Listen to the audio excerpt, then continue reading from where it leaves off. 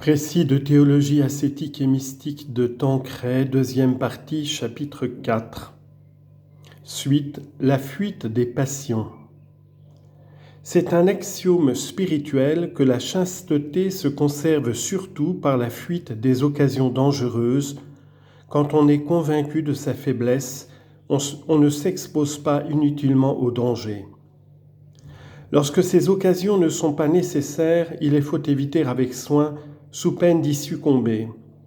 Quiconque s'expose au danger y périt, qui amat periculum in illo peribit.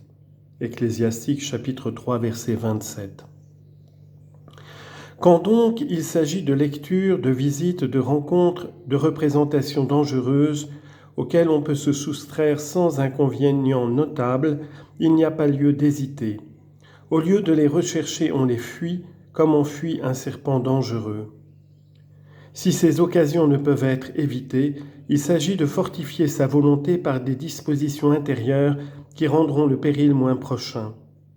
C'est ainsi que saint François de Sales déclare que si les danses ne peuvent être évitées, il faut du moins qu'elles soient accompagnées de modestie, de dignité et de bonne intention.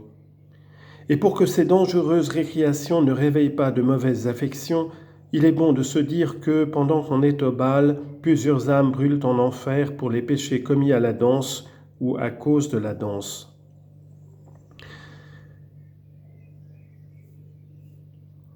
Combien cela est plus vrai aujourd'hui où des danses exotiques et lubriques ont envahi beaucoup de salons. Mais il y a des occasions qu'on ne peut éviter, ce sont celles qu'on rencontre chaque jour en soi et en dehors de soi et qu'on ne peut vaincre que par la mortification. Nous avons dit ce que c'est que cette vertu et quelles sont ses pratiques. Nous ne pouvons que rappeler quelques-unes de ses prescriptions se rapportant plus directement à la chasteté.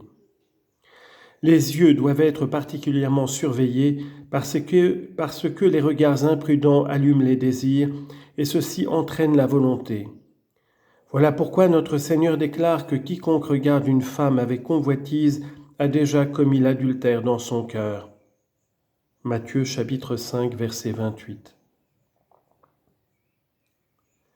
Et il ajoute que si notre œil droit est une occasion de scandale, il faut l'arracher. Matthieu chapitre 5 verset 29. C'est-à-dire détacher énergiquement son regard de l'objet qui nous scandalise.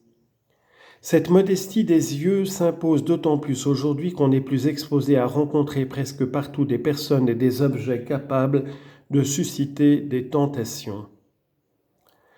Le sens du toucher est encore plus dangereux parce qu'il provoque des impressions sensuelles qui facilement tendent à des jouissances mauvaises.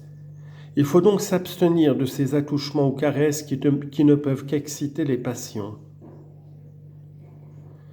Quant à l'imagination et à la mémoire, qu'on se rappelle les règles tracées plus haut. En ce qui concerne la volonté, il s'agit de la rendre forte par une éducation virile selon les principes exposés. Le cœur doit aussi être fortifié par la lutte contre les amitiés sensibles et dangereuses. Sans doute le moment vient où les personnes qui se préparent au mariage se lient entre elles par un amour légitime, mais qui doit demeurer chaste et surnaturel.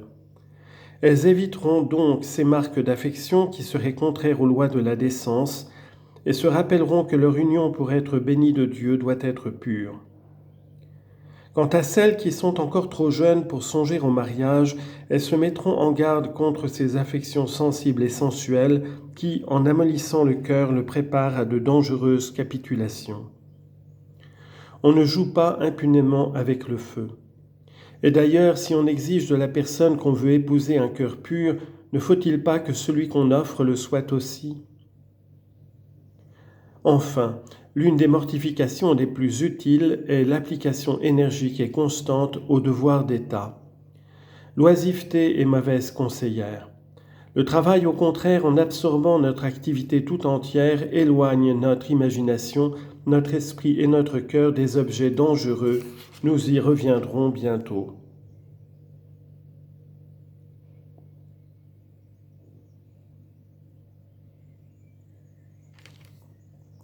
La prière. Le Concile de Trente nous avertit que Dieu ne commande rien d'impossible, mais qu'il nous demande de faire ce que nous pouvons et de prier pour obtenir la grâce de faire ce dont nous sommes incapables par nous-mêmes.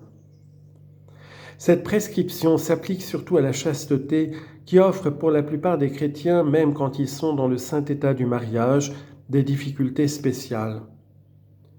Pour en triompher, il faut prier, prier souvent et méditer sur les grandes vérités. Ces ascensions fréquentes de l'âme vers Dieu nous détachent peu à peu des joies sensuelles pour nous élever vers les joies pures et saintes. À la prière, il faut joindre la pratique fréquente des sacrements. Quand on se confesse souvent, qu'on accuse franchement les fautes ou les imprudences commises contre la pureté, la grâce de l'absolution jointe au conseil qu'on reçoit fortifie singulièrement la volonté contre les tentations.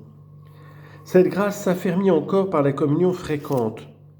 L'union intime avec celui qui est le Dieu de toute sainteté amortit la concupiscence, rend l'âme plus sensible au bien spirituel et la détache ainsi des plaisirs grossiers.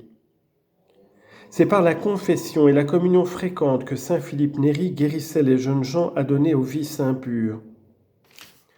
Et aujourd'hui encore, il n'est pas de remède plus efficace, soit pour préserver, soit pour fortifier la vertu. Si tant de jeunes gens et de jeunes filles échappent à la contagion du vice, c'est parce qu'ils trouvent dans la pratique religieuse une arme contre les tentations qui les assiègent. Sans doute cette arme demande du courage, de l'énergie, des efforts souvent renouvelés, mais la prière, les sacrements et une volonté ferme,